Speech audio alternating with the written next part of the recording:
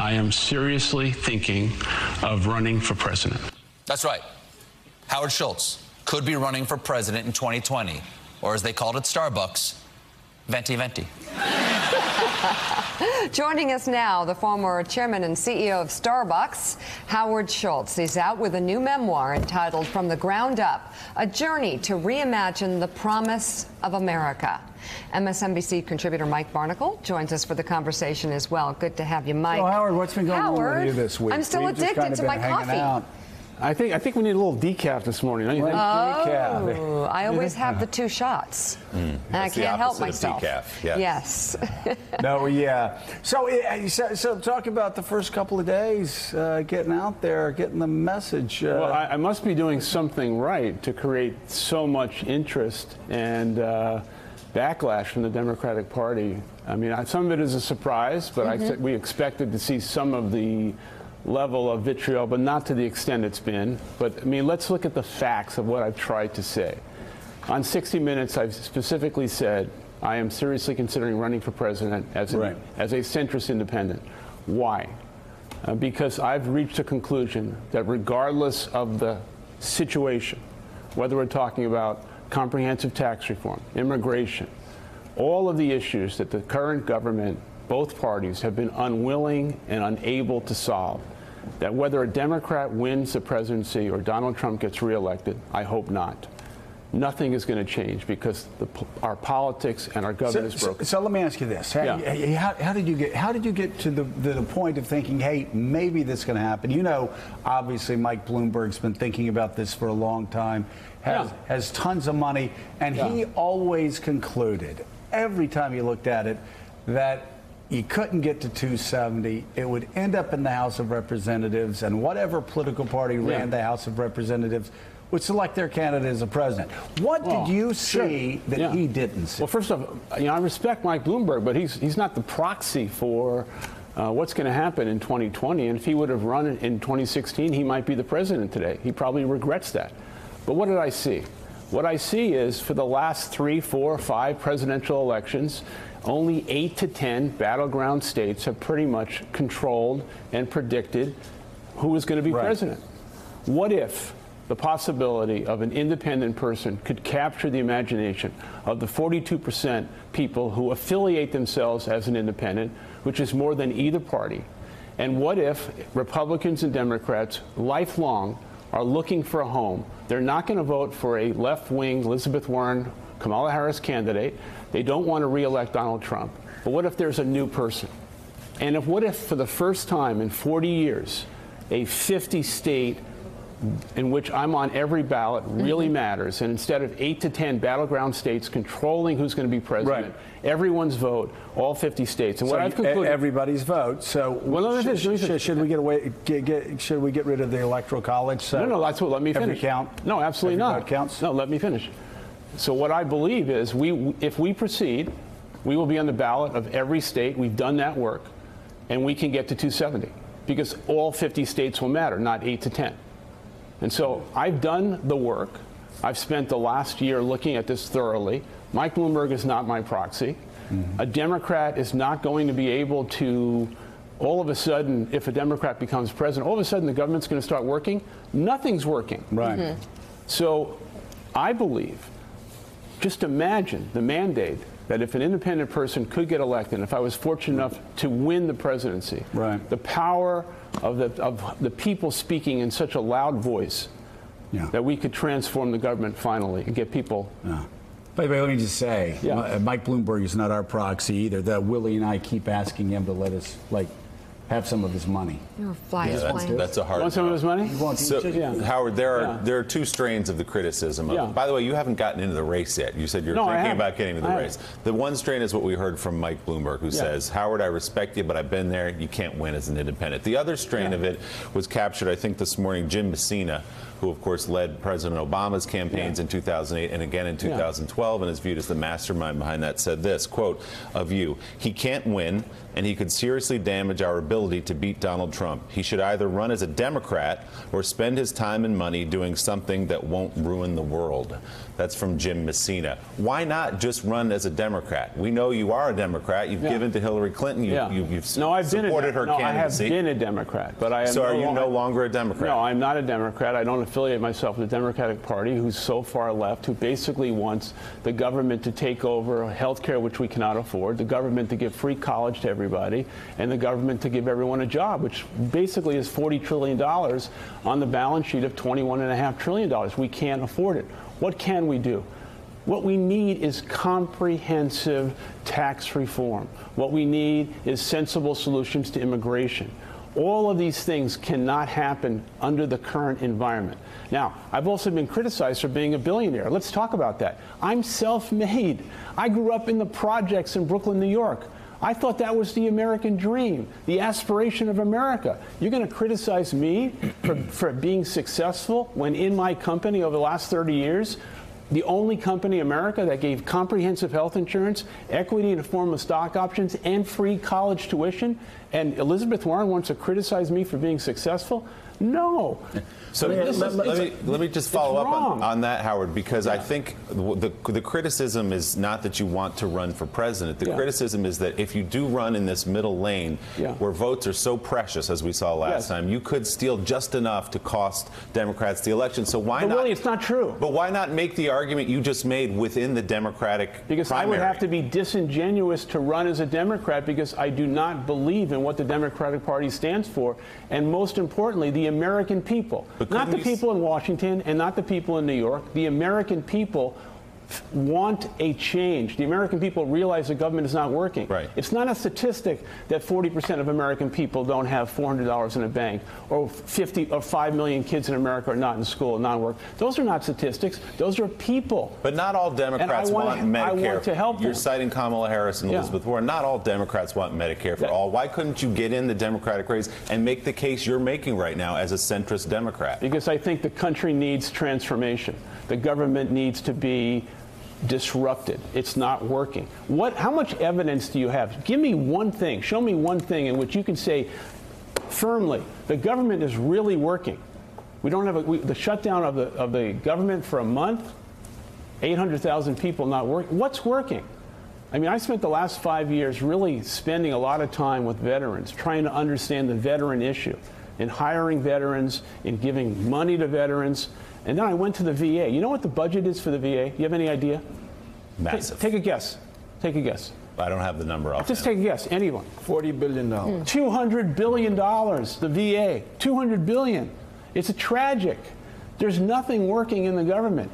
So why should we vote in a Democrat and or a Republican to just continue the broken system and embrace the status quo? You don't think you could disrupt it the way Donald Trump disrupted the Republican Party? He's not really a Republican, but he found that as his vessel to get into the White House. No, but no. I'm not saying you want to behave like he does as president, but it was his way into the White House. No, I think this is a time in America for complete reimagination, and what I'm going to try and do is go out to the American people and ignite a powerful movement. And I believe not people in New York, not people in D.C. I'm hearing from thousands of American people, thousands saying, finally, someone's voice that I can relate to that represents the fact that I no longer feel as if I'm a Republican or a Democrat. That's what they said about Trump. Finally, someone's voice I can relate to. Well, I'm not Donald Trump. I mean, I've run a public company for 26 years, and in doing so, gave people real value. You just said, Howard, and I'm quoting you, I don't believe what the Democratic Party stands for. Give me 5 issues that the Democratic Party stands for today that you don't agree with. I just gave you 3. What are they? Government takeover of health care, free college for everyone, a free job for everybody, and the Democrats and the Republicans under the last 20 years on both parties have been complicit in creating a $21.5 trillion debt that is a reckless, immoral abandonment of leadership. And the fact is, the Republicans and Democrats are not trusted by the American people. They're not trusted. The problem in America is that we have no leadership that's trusted. The dignity and respect in the Oval Office is gone, and Republican Democrats no longer represent the essence of the American people. All I'm trying to do is say to the American people, I'm thinking of running for president as a centrist independent. If you agree with me, I'm going to provide you with an opportunity. If they don't agree with me, then I'll probably not proceed. But I strongly believe there's an opportunity in a large people in America, the silent majority, who want a voice of somebody who is going to represent them. You do realize that millions of people register as independent, and yet they still tilt one way or the other, despite their registration as independent. They'll still tilt left. But they've never had a legitimate choice. They have not? Really? No. Who's? Ross Perot? No. No. I'm a legitimate person. And my story, don't forget my story, which I write about in a book. I'm a self-made person that came from federal. Mike Bloomberg is as well. Yeah, I like Mike Bloomberg. I hope he runs for president. I think it'd be great for America. But I came from the projects. And the empathy and the compassion I have for all those people who are being left behind is real.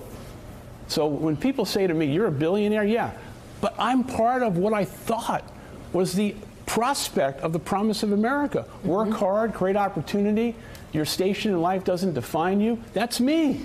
All right, so let's move from the decision to run as an independent and the concerns that some have to your candidacy and messaging. Let's say you decide to run for president. Rapid fire, I have 3 questions, just random. What qualifies you to be president of the United States? What qualifies me to be president of the United States is my life experience. People are going to think it's my Starbucks experience. It's what I've learned along the way. It's sharing success. It's recognizing that every business decision is not an economic one. And it's an understanding, a real understanding, that somebody has to restore the promise of America. And what qualifies me is that I will be a leader of the country, of all American people, that people will trust and admire because I will understand. I have walked in their shoes. I'm on both sides of the equation. I'm somebody who is successful. I'm somebody who came from the projects, and I understand the American people. Who was the best Republican president in the past 50 years? Best Dem. I have great respect for Ronald Reagan. Just came from the Ronald Reagan Library. The thing that I took away from Ronald Reagan, aside from all of the wonderful things he did, that really struck me, especially compared to the current person who is despicable in the Oval Office, Ronald Reagan never took his jacket off in the Oval Office in 8 years. Why? Because of his respect and the dignity of the office. That needs to be restored. How much, Democrat, FDR. How much does an 18-ounce box of Cheerios cost? An 18-ounce box of Cheerios? I don't. See, now here's the deal. I don't eat Cheerios. Here's the deal. You ask us. Yeah. You know, like budgets for the VA. We're going to ask you questions about Ask me anything you want. I don't need Cheerios. I'm sorry. Okay. It's $4. Is it $4? Yeah. It's a lot. Really? Yeah. It's great. Wow. Yeah. Okay, good thing I only eat but can I ask you a question? Do the 4 of you think that there should be a government takeover of the healthcare system? Well, so listen, okay, good. I'm glad you asked the question, so I can ask you the question back. Yeah. Because, and I was talking Elizabeth Boo Miller earlier this morning. Everybody always makes a mistake that Kamala Harris made, which is, you go out, you talk about how you're going to save health care. If it fits on a bumper sticker, you're going to have a long, rocky ride. I mean, Barack Obama saw it with Obamacare. By the end, he was having to make backroom deals with Big Pharma, with Hospital Association. It was an ugly process, okay? But he got to where he got to. Where do we take Obamacare from here? Where do we take the Affordable Care Act from here? And how do you do it? Okay. Not just because you're an independent, and you're going to sprinkle magic pixie dust all over Washington, D.C. How do you get Republicans and Democrats to sit around a table and buy into a health care plan that can actually fix this country? Because while we're talking about money, one of the most outrageous things is about our health care system, we spend more money per patient than any country in the world, and we still have single moms with their kids at 11:30 at night in an emergency room using the ER as their primary health care provider. Yeah. It's immoral. It's a disgrace. And we're still going bankrupt spending money on health care. How do we make it more efficient? Joe, do you know my personal health care story? No. Okay. We never talked about that. Okay, well. How you feeling? Okay. You okay? So you know that when I was 7 years old, my father came home. He was a truck driver delivering cloth diapers, fell on a sheet of ice, was fired. I write about this in the book. Right. I experienced as a 7-year-old boy what happened when there was no workman's compensation, no health insurance, and we were completely destitute. We had Jewish Family Services delivering food to our apartment. We were out of luck. So I experienced the shame and the fear of no health care. That is why I built the kind of company my father never got a chance for and put health care in the place for Starbucks. So I know a lot about health care a fundamental right for every American? Yes. Every American should have the right for affordable health care. Absolutely. So what do I believe? I thought the Affordable Care Act was the right thing to do. I don't like the way it was passed in terms of no Republican support. That's regardless of that. But you believe amend it, don't end it. Yeah. Refine it, amend it specifically because premiums have gone up. So what do we need to do? So no Republican and no Democrat are going to be able to come together and solve this problem. That is self-evident. Now, going back to what I said earlier, can you imagine, I know it's hard, but can you imagine, given the fact it's never been done before, that if an independent person like myself, a rags to riches story who came from the projects, who is successful, could possibly become President of the United States and have a mandate from the American people that is a powerful message to Congress that says, we want change. But what kind of change? So again, what kind of change do you sit down and you've got Mitch McConnell here and you got Nancy Pelosi there and you look at him and go, listen, here's the deal. We got to fix our health care system. Here's the deal. Mitch, what's your idea? Nancy, what's your idea? How do we do this? How are you going to do that? So, and then we bring in what I've done my entire career, people smarter than myself with skills and experience beyond Mitch McConnell and Nancy Pelosi in the room, get pharma in the room, get private enterprise in the room, and realize we all need to have skin in the game. So corporations need to do more for their employees, like Starbucks did. And we've demonstrated you can be profitable, be successful, and provide health care. So the health care is still business-based? Yeah. Not only, but partially. In addition to that, pharma, once and for all, we have to realize what's wrong with the political system is that pharma has as many special interests in Washington as the NRA, as the teachers union. Let's get rid of that. As an independent person, I'm saying I'm not playing by those rules anymore. I'm going to break the logjam. And pharma, you know what you're going to do? You are now going to negotiate with the government, and we're going to have complete transparency. And if you don't, we're coming after you. Mike. Let's stick with benefits packages, health care, pay scales, income inequality in America. What are you going to do about restoring the role of unions in this country? Well, the issue of unions, if you look at the history of unions, unions arrived in America because there were a lot of bad actors of companies, like my father worked for a company in which he was fired. Unions arrived on the scene because companies were not doing the right thing for their employees. Unions have an obligation and responsibility to protect their employees. But there are also very good companies in America, very good managements in America, who recognize that we have to share success, that not every business decision is an economic one. Unions have a role to play. But unions are not the answer. The answer to inequality is a comprehensive tax reform. I was outraged when President Trump gave a free ride to corporations of a 21% tax rate. That was wrong, especially wrong when we did nothing to help the people who needed it most. So we need comprehensive tax reform. Capital gains? Yeah. I think everything has to be looked at in a fair way to once and for all narrow the gap for inequality. So you were opposed to the Trump tax cut? 100%. I was public about that, and I said it was going to be fool's gold and a sugar high, and now we're going to see. Let me ask you one other quick question. I know we got to go to break, and Willie, if you have a quick. This is rapid fire. I feel like this is going. We need more decaf. I'm telling you. You need to come here every day. Okay. I'm just curious because so much of what's driving American politics is impacted by September 15th, 2008. Of course, the collapse. Yes. I'm wondering, do you think? Forget playing to any sort of populist strand. Don't you think some more people who are responsible for that crash should have gone to jail? Yes. Don't you think it's a crime that we have kids that spend time in jail for smoking pot, and yet you've got people that have destroyed Americans' lives, have wiped out their lifelong earnings, and they never spent a day in prison. Yes, but who's responsible for that? The people who are in power, the leaders of the government, the Republicans and the Democrats. Both. And the people that were running the banks and the investment firms. Agreed. That were milking the system. Agreed. But who was responsible for not putting those people you're saying in jail? In jail, yeah, okay. It was the leaders of the government. So you would? Absolutely. Because the status quo is not working. The government is not working. The leaders on both parties are specifically doing one thing. They're based on self-interest and self-preservation. One other thing.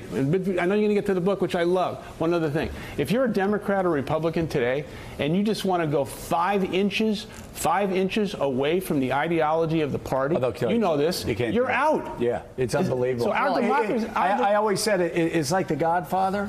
You never get credit for being with the Corleones 95% of the time. So you win them 100% of the time, Howard, or they kill you. So Senator Warren, as you know, put out a plan of a 2% tax on people with $50 million or more in assets. You called that plan ridiculous. We showed a poll earlier in the show that says the American public likes that idea a lot, and they hear someone like you with billions of dollars calling it ridiculous and say, of course, he wants to protect his own money. What do you say to that? Well, if that plan was put in place, it probably could fund the government for a day or two. So that's not the answer. The answer is, let's take a step back from this. Let's not send out a tweet or a press release that makes news. Let's get serious people around the table and solve this problem once for all, which is comprehensive tax reform. Do you think Elizabeth Warren's a serious person on taxes? I think she's a serious person, yes. Yeah. She came to see me a few years ago and asked me for a contribution for her Senate race. Did you give it to her? I did not. Okay. Why? Wow. I don't believe what Elizabeth Warren stands for. I don't believe the country should be heading to socialism. You think she's a socialist? I think she believes in programs that will lead to a level of socialism in America. She's a smart woman. I respect her. This isn't personal. I just don't agree with her. All right. We need to have that conversation another time. You need to come back. I love back. Do I have to leave already? We got to leave already because we've got another set. We got Noah Rothman coming on. He worked really hard to write this book. Okay, read from the ground up. So, but you need to try Cheerios. I love Cheerios. Okay. Made for tiny hands. Okay. They're really good. He eats the scones at Starbucks. He likes the scones. I understand that. We'll talk about the scones. I'm a yogurt guy. Yogurt. Okay, so no, we need you to come back. So please do. I'd love to. Thanks for having me. A lot more to talk about. Very interesting. Thanks, Howard.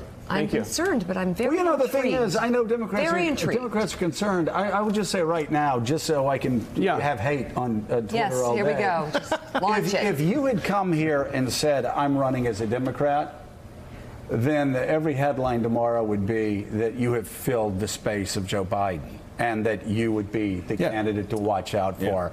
I think right now the question is, if Joe Biden runs, are you guys fighting over the same? I think it'd be great for the country if Vice President Biden runs, if Mayor Bloomberg runs. I think it'd be a wonderful opportunity, a wonderful exchange, and let's see what happens. And by the way, you're exactly right. All these people predicting that this is going to be a tragedy, that's going to be a tragedy, they're the same people that were predicting Donald Trump would never be elected president of the United States. I know one thing. Nobody knows nothing. Yeah, well, I know one thing. I love America, and I want to try and fix the problems and help the people who are being left behind. Howard Schultz, thank you very much. And by the way, boom, he landed it. Yeah, his book, From the Ground Up, is out now. It's great to see you. Thank you very much. See you again. Thanks, guys. I want to do the big talk on comprehensive tax reform. That would be fascinating. All right. We'll be right back with much more Morning Joe.